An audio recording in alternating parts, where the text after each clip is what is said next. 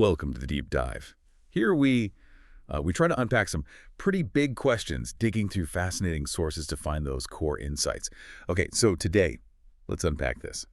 Navigating really intense suffering, that deep, unsettling feeling that life's just unfair, especially when you honestly feel like you've been doing everything right. Have you ever felt that? Like life was just incredibly unfair and you couldn't understand why, especially when you felt you were doing your best. Oh, yeah. Such a universal cry, isn't it? And what's fascinating here is how ancient wisdom speaks right into that feeling.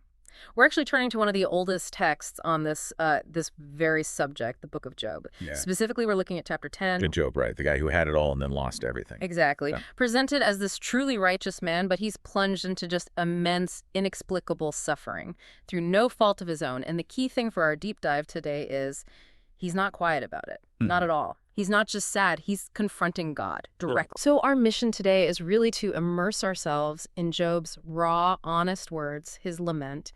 We want to pull out the timeless wisdom there and then, crucially, see how it applies directly to your life today. We'll explore, how to process pain, how to ask those hard questions, and interestingly, how this ancient story might actually strengthen your faith, maybe even encourage a deeper kind of obedience. Okay, let's open it up then. Job chapter 10.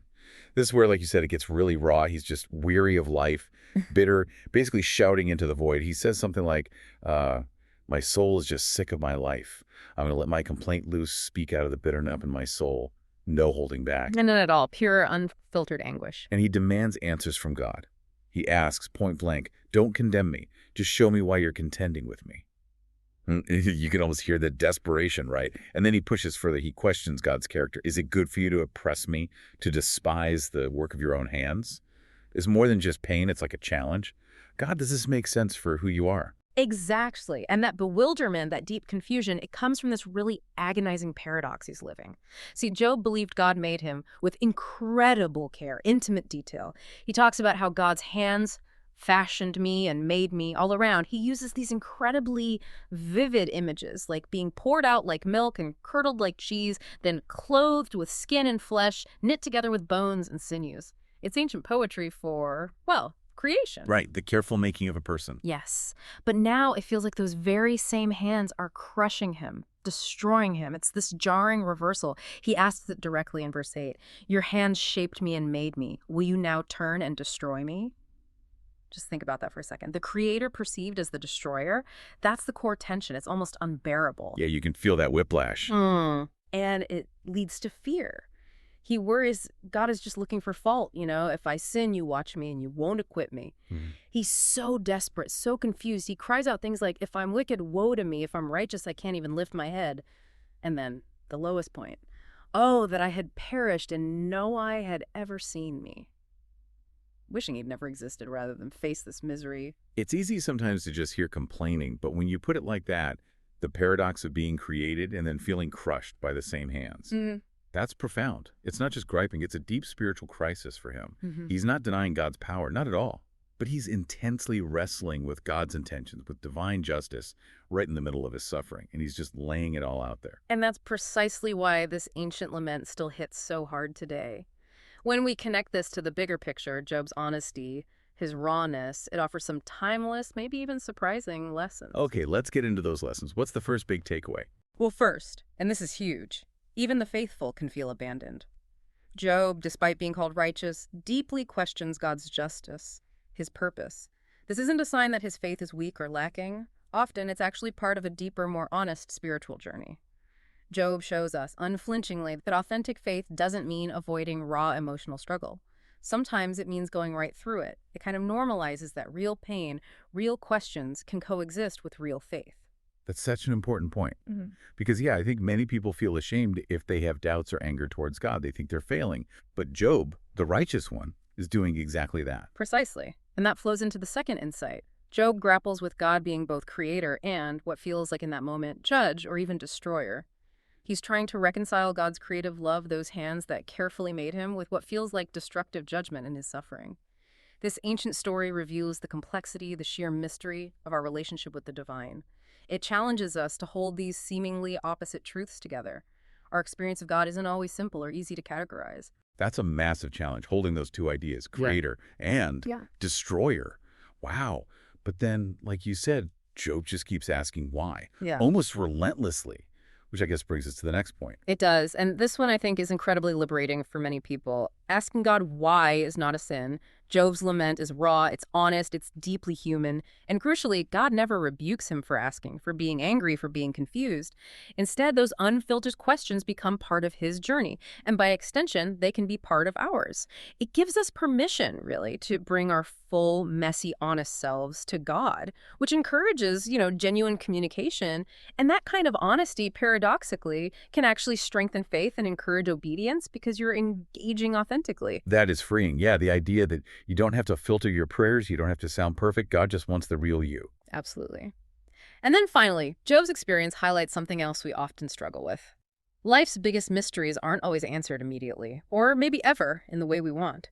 Job desperately sought clarity, he begged for understanding, but often he got silence. His story teaches us that faith sometimes means walking through confusion with, well, humility, trusting even when we don't have the map, when we don't understand. This encourages a deep trust, acknowledging that God's perspective is way beyond ours.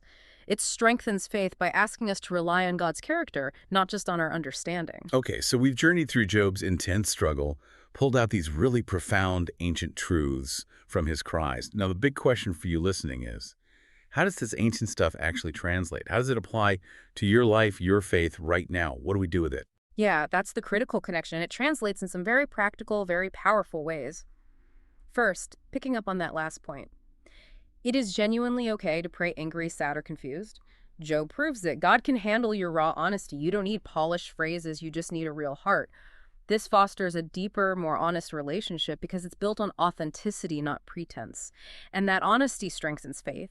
It also encourages obedience because you're showing up, willing to engage with God exactly as you are. Right, being real with God. Second, Job's story is a stark reminder that we may not see the purpose in our pain right away. Remember, Job had no idea about that cosmic drama happening behind the scenes in the first couple of chapters. He was completely in the dark. We often don't understand our suffering immediately either, so this encourages trust in God even when things are dark. It helps us choose obedience and keep faith, acknowledging his perspective is bigger than ours, even when we can't see the reason. It's about trusting his goodness, even when his plan is hidden. That's a tough one, isn't it?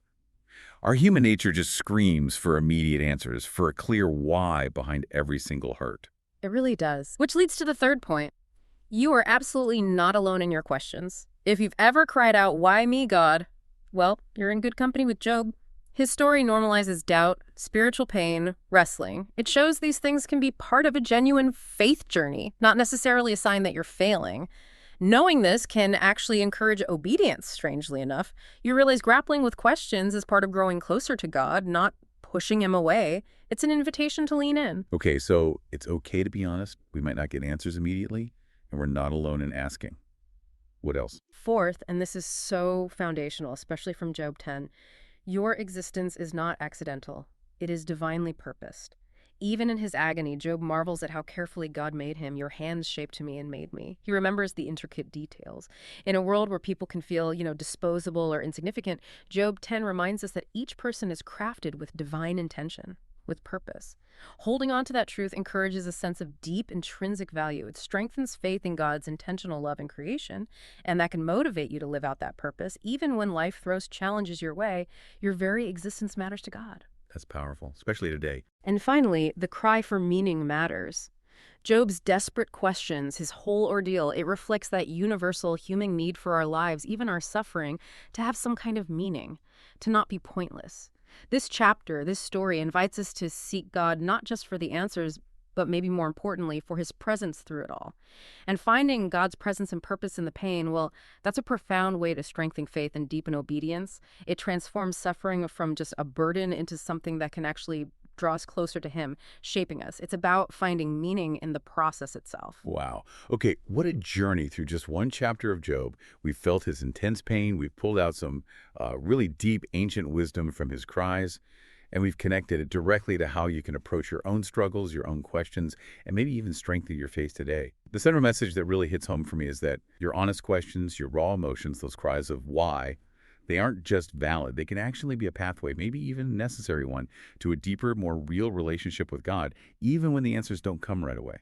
Absolutely. Job's story powerfully shows that true faith isn't about having all the answers or always being happy or avoiding pain altogether. It's really about engaging authentically with God, right in the middle of life's biggest, hardest mysteries. This deep dive into Job 10, it reminds us that our search for meaning, our wrestling with understanding, even through pain and confusion, that's part of the journey God intends for us. It's okay to be human. So considering Job's really powerful, really honest questions, Mhm. here's something for you to think about. How might embracing your own moments of confusion or maybe even anger in prayer actually open up a deeper, more honest faith journey with God for you?